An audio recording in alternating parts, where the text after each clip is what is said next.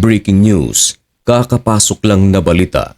Helicopter na pag-aari ng Iranian military, bumagsak, sumabog, nasunog, kumpirmado, marami ang nasawi. Ang tanong, ito nga ba'y aksidente lamang? Ito ba ay sabotahe? At kung ito ay sabotahe, sino ang may gawa? Yan ang ating pag-uusapan sa videong ito. Pero bago ang lahat ay huwag kalimutang mag-subscribe. Samahan mo na rin ng like ang videong ito at i-click ang notification bell. Napakalaki kasing tulong yan para sa aming mga content creators.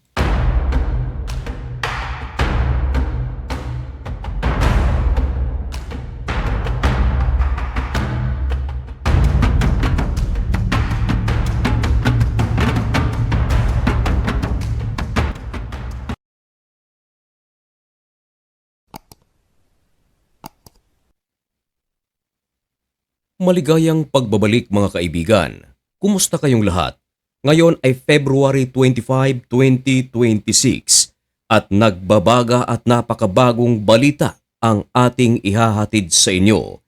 Ito mga kaibigan ay tungkol sa nangyari kahapon lamang sa loob ng Iran. Tama ang inyong narinig sa ating intro na kung saan merong helicopter ng Iran at pag-aari ito ng Iranian military, bumagsak ito. Nasunog at sumabog at ayon sa pinakabagong tala, kumitil ito ng 4 katao. Pero baka hindi ito paniwalaan ng iba. Baka sabihin nila, gawa-gawa lang yan ng usapang banal. Pero mga kaibigan, meron tayong mga pruweba. Isa riyan, itong ibinalita ng The Jerusalem Post. Pero baka hindi pa rin ito paniwalaan sapagat ang naglabas ng balita ay kalaban ng Iran. Israel nga ito eh. Magbigay pa tayo ng ibang pruweba. Ayon sa ulat ng AP, maliwanag ang kanilang sinasabi Iran military helicopter crashes into Central Fruit and Vegetable Market. Ang AP ay isang independent at not-for-profit news cooperative na itinatag noong 1846. Baka hindi pa rin ito paniwalaan ng iba sapagat ang AP ay nakabase sa Amerika at alam naman natin na ang Amerika ay kasangga ng Israel. Bakit hindi nating tingnan ang balita o news site na kung saan ay pinagkakatiwalaan ito ng maraming mga Arabo at ng Iran? Ito ay ang Al Jazeera. Ayon sa ulat ng Al Jazeera, ang headlines ay ganito: Iran Army helicopter crashes into market, killing 2 pilots and 2 merchants.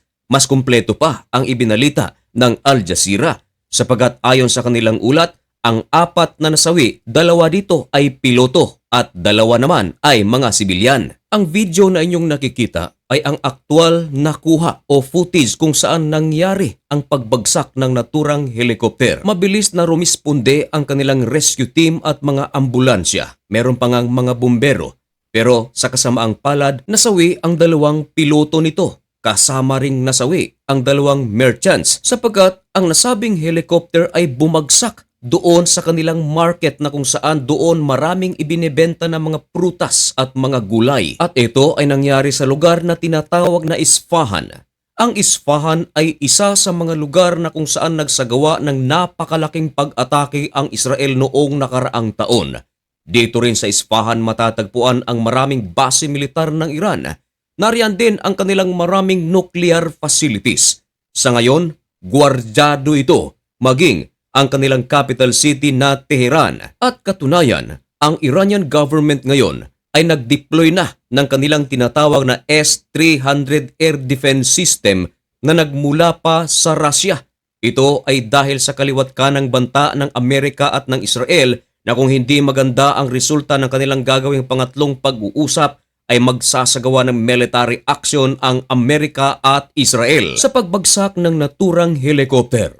Usap-usapan ngayon, and of course, hindi mawawala ang tanong na kung sino ba ang may gawa nito.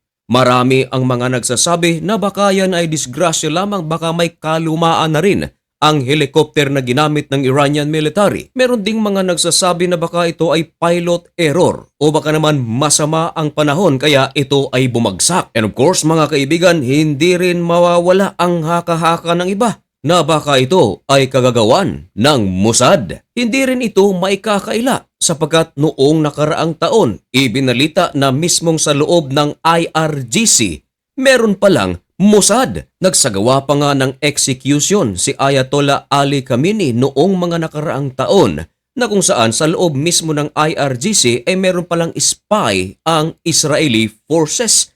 Lalong-lalo na noong napaslang mga kaibigan ang leader ng Hamas na si Ismail Haniyeh mismo sa capital city pa ng Iran.